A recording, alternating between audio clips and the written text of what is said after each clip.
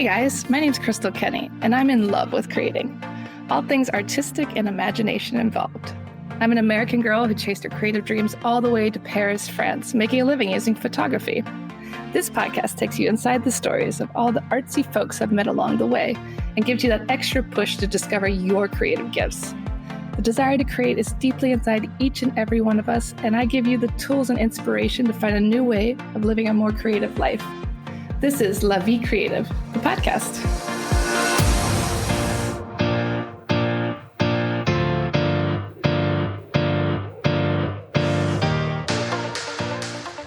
Are you a creative struggling with up-leveling your business, figuring out how to make more money, to do less, to make systems that work? Well, today's episode is for you. I speak with Kristen David, and we talk all about the ways that AI and other things can help you with your business and up-level. So welcome to the show, Kristen. Thank you for having me. I'm excited to be here. I am very happy to talk to you today because, as I was speaking to you before, I think a lot of us creatives love making our creative things and our art, but we don't really know how to make money or have systems that help us. So this is a very helpful episode for the small business owners out there. Absolutely. So you built $1 million law firm that could run without you, which is something most business owners dream of. What did your life look like before that shift?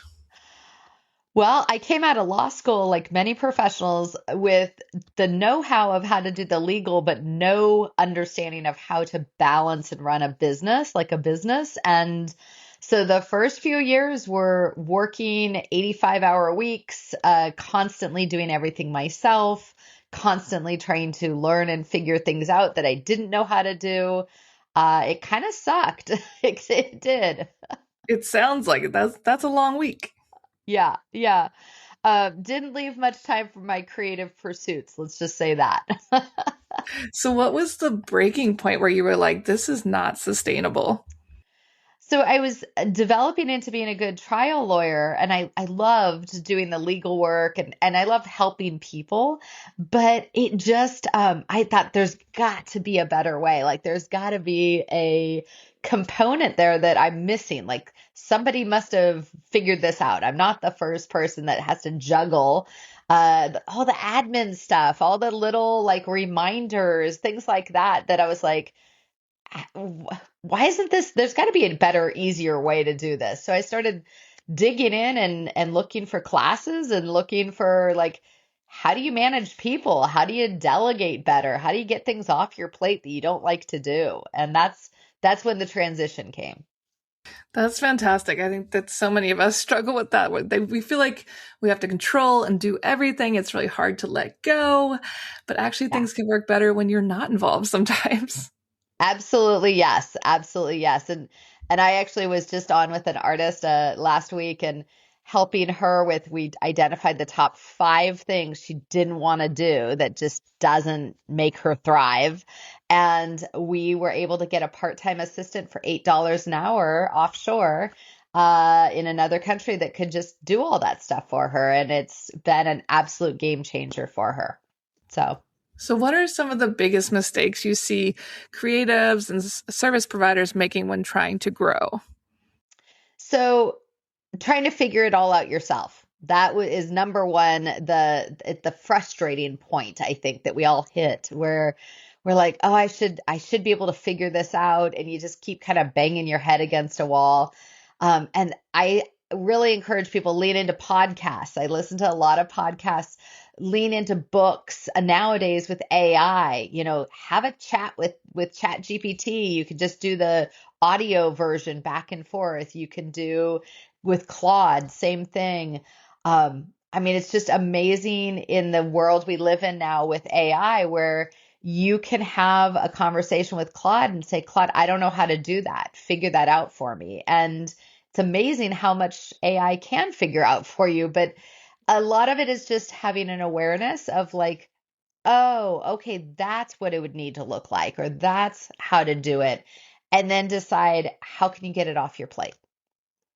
So you train teams to leverage AI. How is AI changing the way small businesses operate right now? So many different ways. I'm a big fan of start with your marketing and sales and giving a wow experience to people right at the get-go with some automations, and then your intake, admin, like all the day-to-day operation stuff. Like get that stuff so that it's organized and set up. And then that way, as the owner, you can thrive doing the stuff you love to do.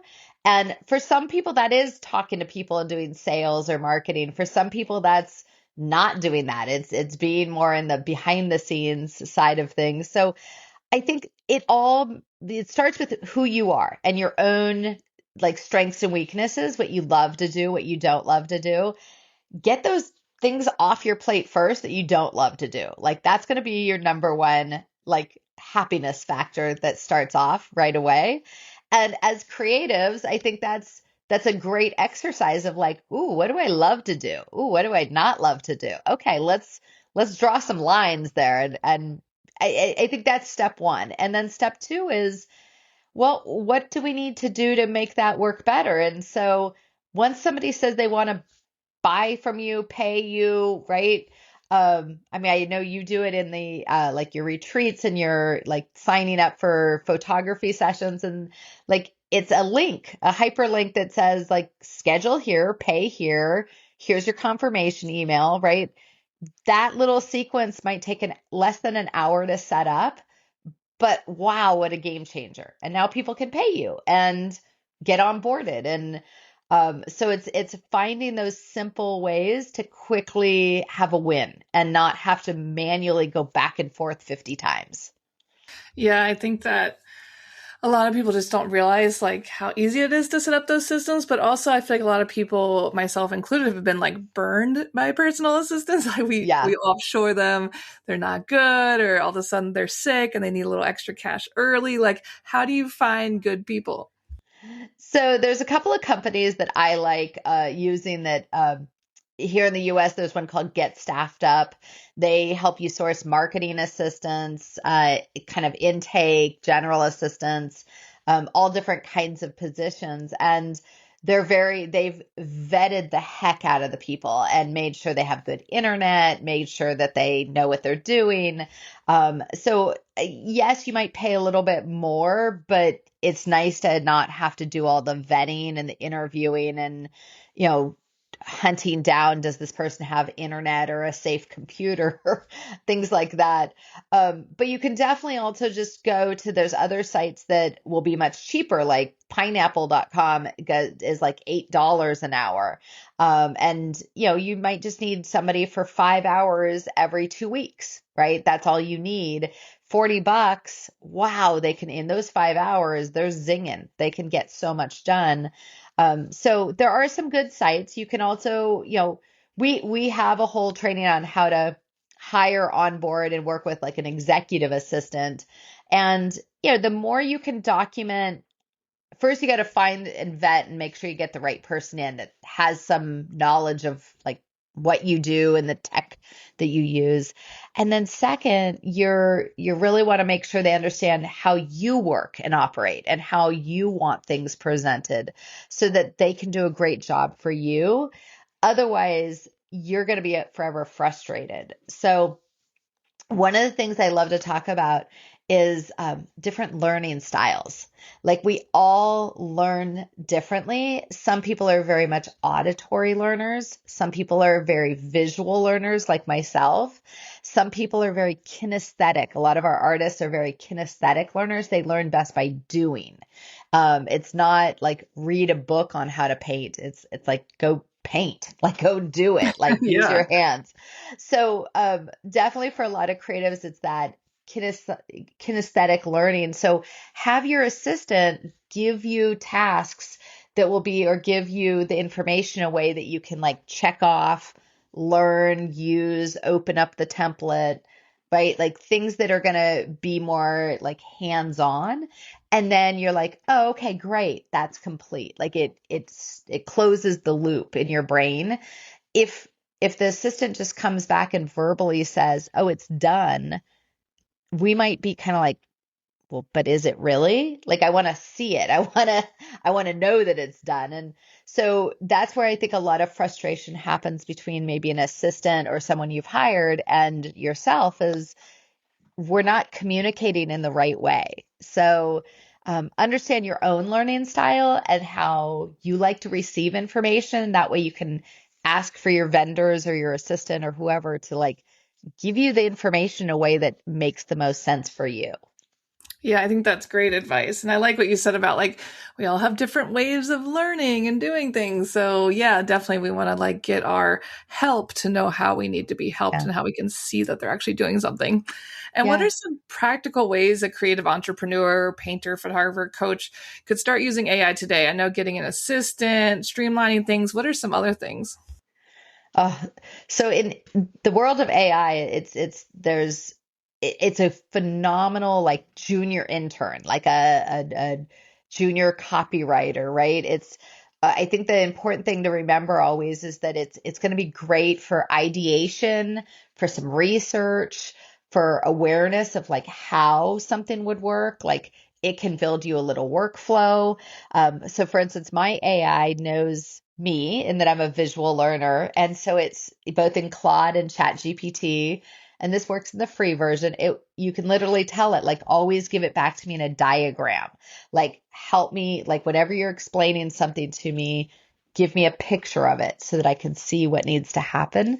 And it does. And that way I see that visual and I'm like, oh, boom, now I get it, right?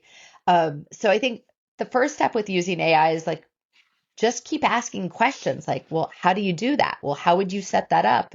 How would you automate that? How would you use Calendly with your payment, Stripe or whatever it is to get payment or QuickBooks? Like you just keep asking AI questions and it's going to keep helping you understand different parts. Then it will prompt you with another question. Do you want to do this? Do you want to do that? And so it's great, but we also need to remember ultimately we need some human decision making. Is this the right thing? Is this the way we want to do it? And just because AI suggests something doesn't mean you have to do it that way, right?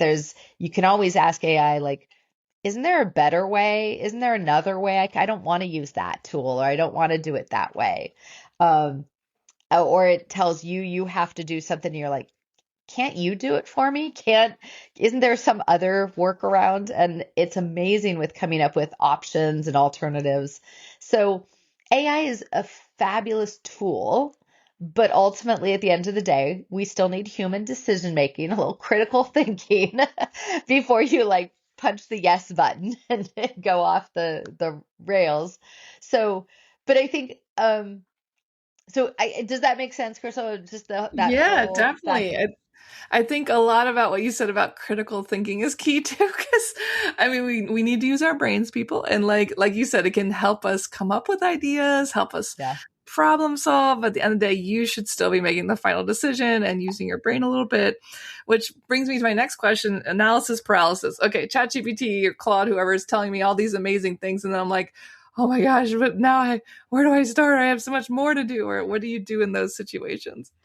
So I would say just get started. That's what I tell people all the time. Of just take one little step. Think like, well, I'm curious, Claude. Like now, by the way, I like to have fun with my AIs. Like I'm like, hey, Claude, you sexy beast, what are you up to this morning? Like we need to do this project. Like bring the joy, have a little fun with it. Like don't be so robotic. Like have, a conversation. Um, but it's also a little bit of a think of it as bring that playfulness and like get curious and say, okay, chat Claude, I'm not really sure, but like, can you map out what would that look like? Or could you help me see what those emails would look like or like a follow-up sequence? Or, I mean, just get curious and ask those questions and it will say, of course, would you like to build it like this or like this? And you say, well, give them both to me, right? And if anything, AI will give you a plethora of information is so fast and then you're like inundated with reading through all this stuff but um just because we get the information, it's like going fishing. Just because you go out and you toss your line, I like to do a lot of fly fishing. I have my fly rod there in Paris at my apartment there, and I love, like, just because you go fishing and you get something on doesn't mean you have to take it home and eat it. We can throw it back in. We can decide, no, I don't want to do that right now. But at least it gives you options, right? So AI is a great tool to help you see what's possible and what you could do. And that doesn't mean you have to commit right away to it. Does that? Yeah, I think that's great advice, definitely. And you now split your life between Seattle, Paris, and traveling. That's the dream for so many people. When did that become your vision?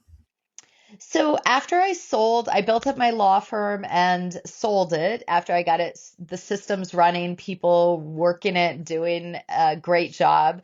Um, People love clarity. They want to do a good job. They just need that, okay, here's what they need to do, and then they'll rock it. So after I built that up and sold it, I really said I've always loved to travel. I went to winemaking school in Bordeaux, France when I was 15 because my mother owned and operated a winery here in the US. And so Ah, I've always loved France. It's where my heart is. And so I knew I wanted to be able to travel. I knew I wanted to be able to stay in different places. And so I built this company as a virtual company. My coaches and team are all over the world, which makes it fun because I could go visit them and right off the trip, which is always good. So get an assistant in the Philippines or a video editor in, someplace we can go visit them and write off your trip. That's always a bonus part. yes. But it's I I thought about it and I thought, well, what do I really need to be able to work remotely? And it was like, I need a primary laptop and a backup laptop, a primary phone and a backup phone. That's pretty much it. And I can rent it. We can be it like an Airbnb, and your backup, always have a plan B and C. It's like Hyatt hotels in Europe always do great job catering to business people, and so they've got great Wi-Fi, great internet. So if you need to do like a presentation or a podcast or teach a class, like if the wherever you're staying doesn't have good Wi-Fi, okay, maybe you just need to go stay one night at a Hyatt, right? So always have a plan B for what you're doing. But um, I love to work on the trains. Like I'll be going from Paris to Milan in a couple weeks, and that's a beautiful train ride, and I can get a ton of work done on that train ride. So you just learn to balance where and when you work, and balance where and when you play and have fun. So yeah, it was a decision I made, and it was just restructuring the business a little bit to afford me those opportunities. Yeah, the internet has definitely changed how we can live our lives if we know how to use it correctly. Like you said, you can be anywhere in the world doing your job. You have a great team. You have AI tools. So there's a lot going on that can help you live this life too. And your book was named one of the top business books by Forbes. What is the core message you want readers to walk away with? Well, the name of the book is kind of speaks, it's part of this whole mantra of what I believe. Like when you uplevel your business, you uplevel your life. When you build some clear systems and some organization in your business side, it actually makes your personal side get a little more organized and run smoother. You're taking home more money. You are a little more organized with what you do and how you do it.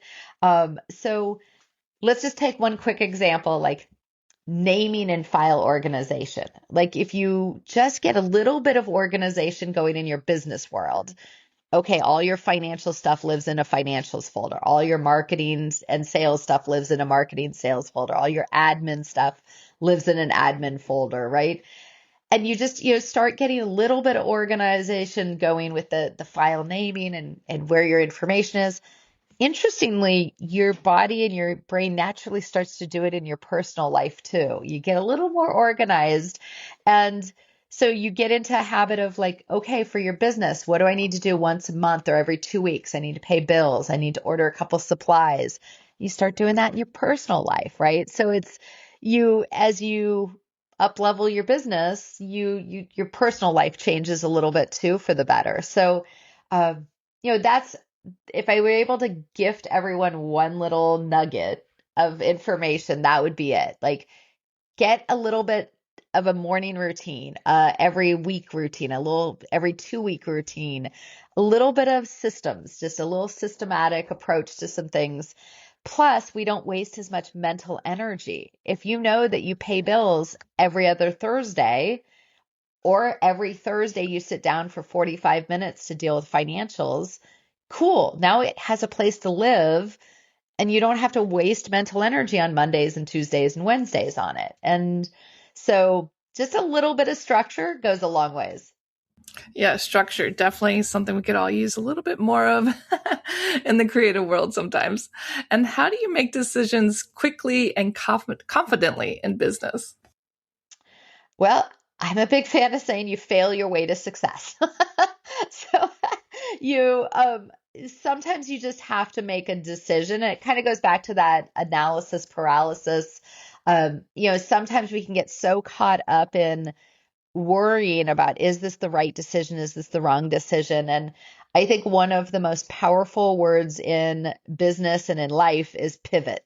You've got to pivot from time to time. And you start off, you say, yep, let's do this, and it's not working. And we say, oh, got to pivot, got to do something else. This isn't working. And so life is filled with ups and downs, and we're going to have to change up what we do. And that's okay. That's part of this journey. It's close one chapter of life and start another chapter, right? And that chapter is going to be better. You're going to learn from all those data points behind you. And so sometimes we just have to say, I'm going to make the best, most informed decision I can at this moment.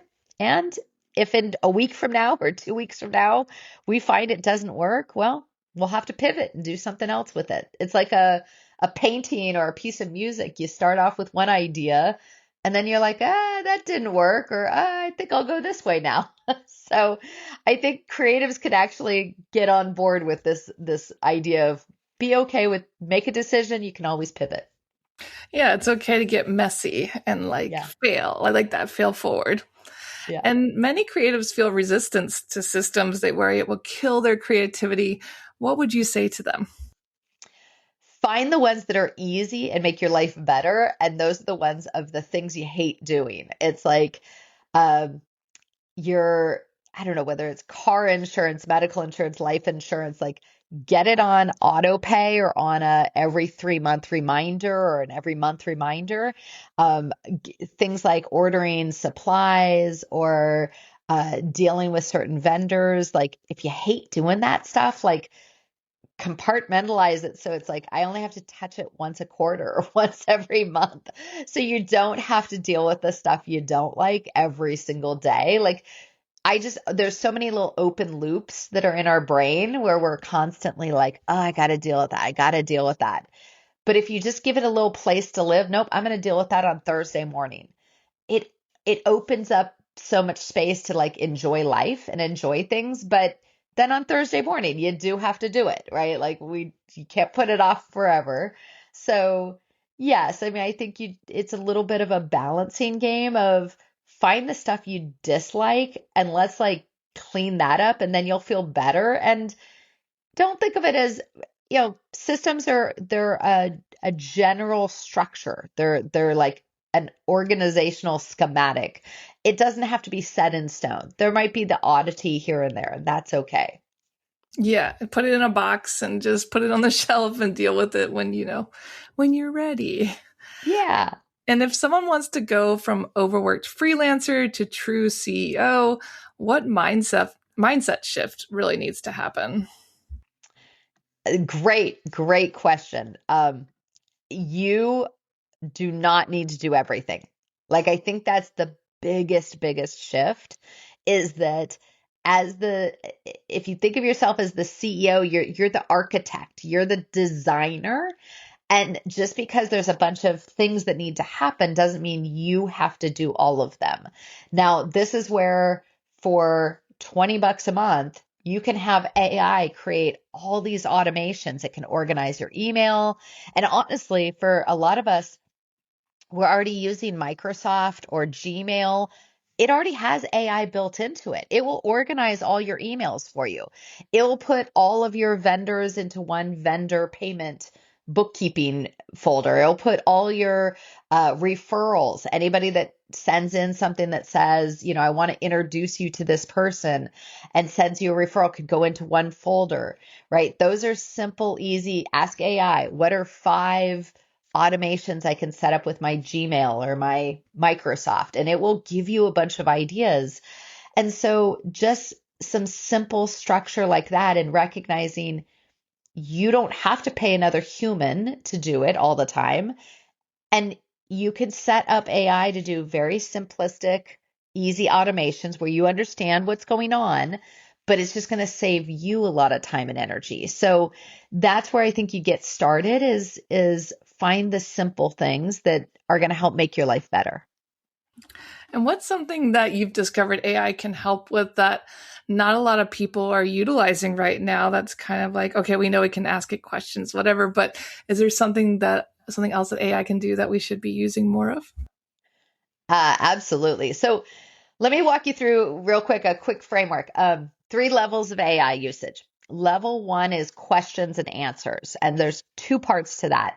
The better the question, also called a prompt, the better the answer you're going to get. So if you said, if you just asked AI, uh, build me an email campaign, it's going to be so-so. But if you say, as a 15 plus year marketing strategist and sales copywriter for this kind of audience, for my artistic, like my paintings or my whatever artistic photography, that that industry, and the people that buy in that industry, write me 5 emails. Like the emails are going to come back so much stronger just by giving a little clarity of asking it to be both a marketing strategist and a sales copywriter, because we're writing the emails to drive maybe sales, right?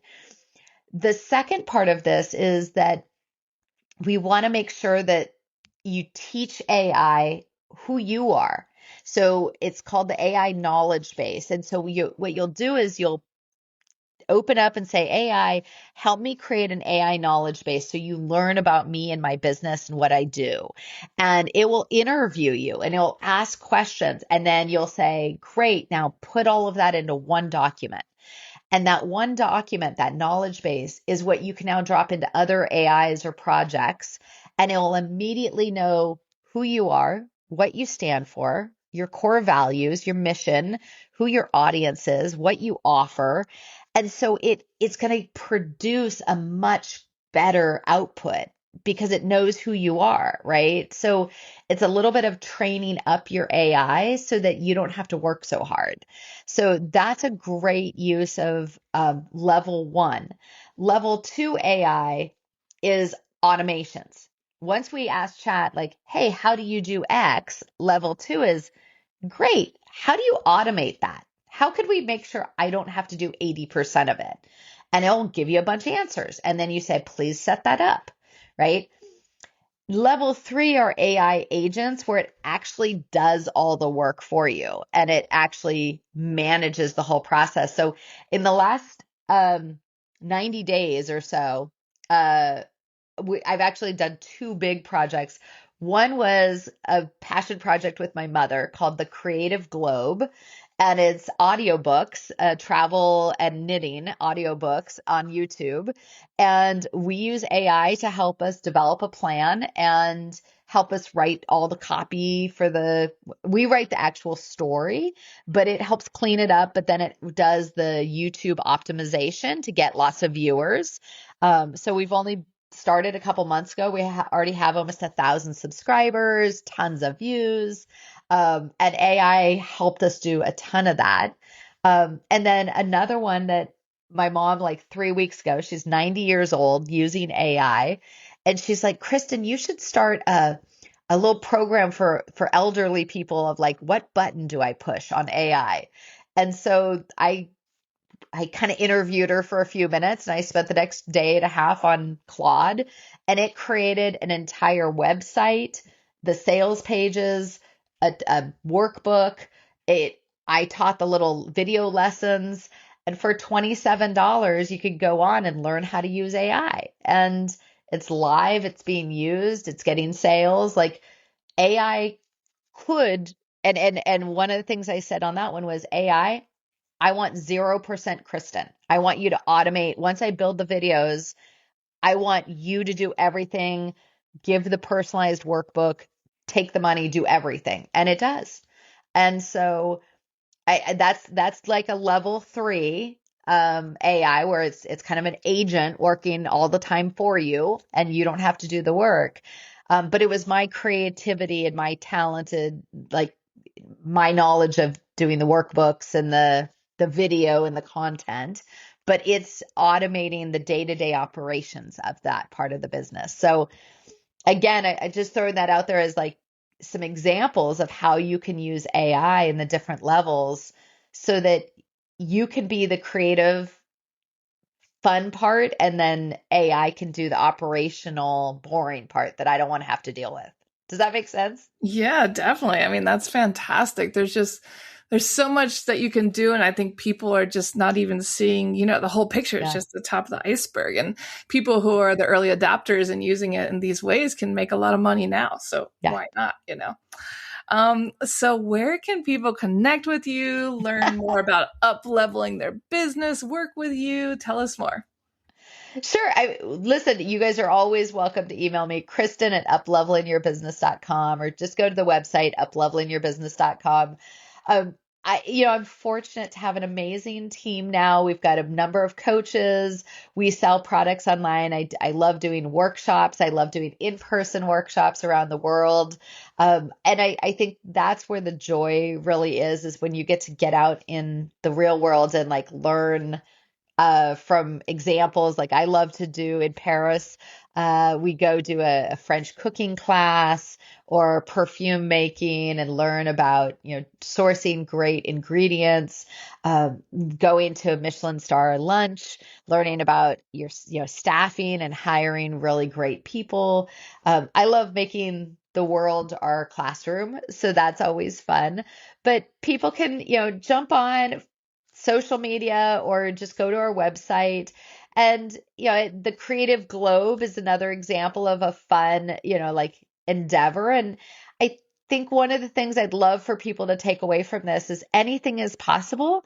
You just have to say, I want to do that and I want to make money with it. And I mean, the Creative Globe, we're monetizing so that we make money off of it and still get to feed our creative soul of like, writing these really fun knitting stories in Australia and Peru and fun, crazy places that we've traveled to. So, life is bring the joy and have fun with it. I mean, I've been following you for years and I love all the creative, amazing people you get to interview, from, the theater to artists to so many different things. I think we all feed off each other and the fun that can be found in life. And don't be scared of it. Don't be scared of AI. Don't be scared of, business. I have tons of free stuff on there on the website and such. So just think of it as like taking baby steps. Go in, watch a video or two, have a little fun. And then when you're ready, go to the next level.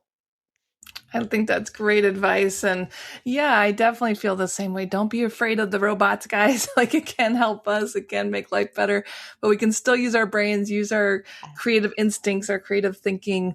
And I really appreciate you sharing all these great insights today. Thank you so much. You're welcome. We will share all of that in the show notes, guys, and make sure you connect with Kristen and uplevel your business. Thanks so much for tuning in to La Vie Creative. You can find more information on MissParisPhoto.com. And if you enjoyed this show, please feel free to share and spread the word for all my creative guests. We have the power to help them to keep doing what they love. See you next time.